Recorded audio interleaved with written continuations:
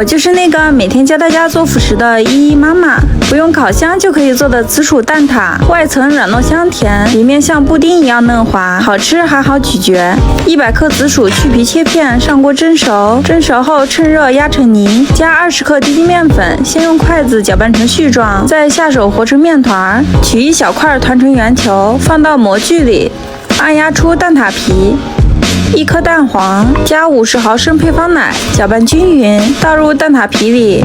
盖上盖子，水开上锅蒸12分钟，好吃的紫薯蛋挞就完成啦。